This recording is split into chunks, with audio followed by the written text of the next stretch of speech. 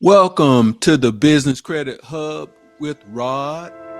Today is January 3rd, episode number 4. Have you started a business and you're getting declined for business funding or other things and don't quite know why? In today's episode, we're going to chat about your business name and how that can affect your business. And I know you may be thinking your business name is important to you, as well you should, but you may want to rethink what you name your business if it indicates what you're actually doing. And you may say, but Rod, why is that? Well, choosing the wrong name can have big consequences. And if you choose the wrong name, you can actually put your business in a high-risk category without even knowing it. And just kind of giving you a few examples, if the name of your business was ABC Real Estate, ABC Trucking, if you tip lenders off to know what you do, it could actually lessen your chances of getting approved for certain things like credit lines, business loans. It could also affect your ability to get insurance. Instead of being able to get automated approvals, you'll have to get manual underwriting. And that is an absolute pain in the butt if you know anything about manual underwriting. You'll have to pay high interest rates. You can get approved for less money. And when you open up your merchant account, this is how you take your money. You may actually get turned down, or at the very least, have to be in a high-risk merchant account. And believe it or not, it can even affect how you advertise. So your business name will actually go a long way. And unlike personal credit, like if you were to go out and apply for credit in your business name, unlike personal credit, they tell you exactly why you were turned down. So you'll know what you have to do to get approved the next time. Business credit is not like that. You have to come out and figure it out yourself for the most part. They're not going to tell you exactly why you were turned down. And most times you're going to think it was because of your personal credit, something on your personal credit, when in reality, it could have been your business name tipping off the lender to let them know exactly what you're doing, and you're in an actual high-risk category. So you're not getting turned down because of your credit. You're getting turned down because you don't meet the basic credit standards. And guys, choosing the right name can have big benefits. And I know it sounds counterintuitive, but it's better to choose a name that doesn't reflect what you do. So instead of choosing ABC Real Estate, why not go with ABC Management? Instead of having ABC Trucking as your company name, go with ABC Logistics. Be as broad as you can. And if you think about it, there are companies out there that are broad that we never think about. I know that we know who they are now, but just think about companies like Walmart, Sam's Club, Publix, Uber, Nike. These are companies where they're household names now, but when they first began, we had no idea what they were. And your business should be the same, because if you're the first to the market, it doesn't really matter what you're doing. So one way to get around or make sure that you're choosing the right business name is you want to check what's called the NAICS. Check the NAICS code. And that stands for North American Industry Classification System. And you can actually assign yourself the NAICS code that you are in.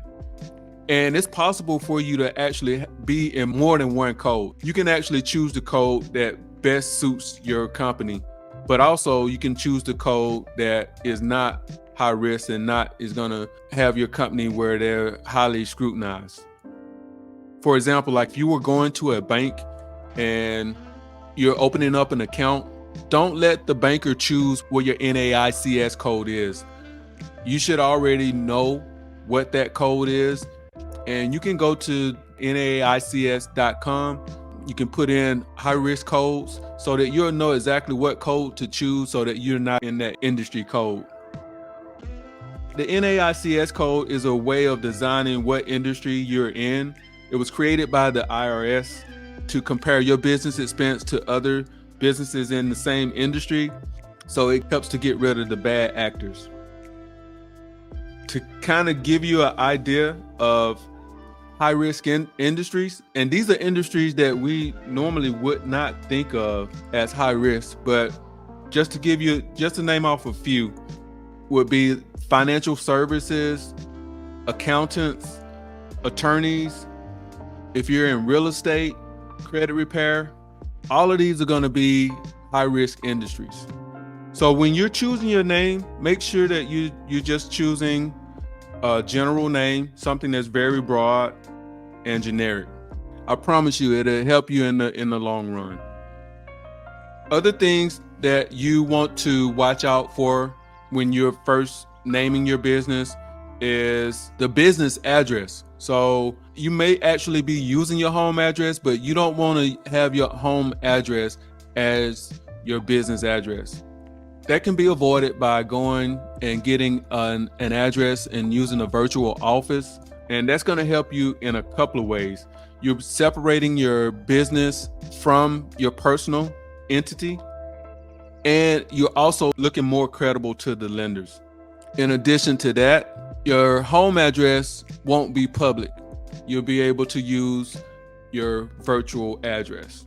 Another thing that you want to avoid is using your home number and your cell number as your business phone number. Again, you want to separate your business from your personal entity, and using your cell phone or your home phone number could also be another reason that you get denied. Places where you can actually get a business number would be ringcentral.com, freedomvoicephone.com, and Vonage. I'll leave links in the description. Also, make sure that you get your phone number listed with 411, and you can do that at listyourself.net. It's not necessary, but it would not be a bad idea to use a toll-free number and also a fax number. And to bring this thing home, guys, these are some things that you want to make note of when naming your business. You want to avoid a sole proprietorship or even a partnership if you can. Corporations, they're the most highly regarded entity types per lenders and credit issuers by their perception. So using a corporation is a good idea. Also choosing to use an LLC, like a single member LLC or multi-member LLC, that would not be a bad idea. And it's also good to do research on your NAICS code so that when you're opening up accounts, such as bank accounts, you can self-assign your code and let the banker know exactly what your code is. That keeps your risk category down. One last thing is to also make sure that your tax info reflects as well on Dun and Bradstreet, Equifax, and Experian. And guys, here's some mistakes you definitely want to avoid with your business name. You want to make sure that there isn't a misspelling or inconsistency with your business name, such as Bob and Mike, like with the and symbol, or the Bob AND and Mike, for example. You want to make sure that your business name is consistent. Instead of using a PO box, you want to use a physical address. Using the physical address keeps your address private and it looks more credible to the lenders. And you also want to avoid not listing your phone number in 411 directory. You want to have your phone number listed in the 411 directory. And you can do that. You can go there and do that at listyourself.net. That's listyourself.net. Also, you want to choose your name where you can own your domain. So you don't want to go out and have your business name and not be able to get the domain name. So make sure that you're able to get the domain name as well as your business name. You should also have your own name as a domain name. That's always a good idea. And there may be different versions of your business name that you want to use. So you want to make sure that you're able to have access to all of those things. And guys, I hope that this has brought you some value when naming your business. And do me a favor, hit the like button, subscribe, and comment. And this is Rod with the Business Credit Hub. Until the next time.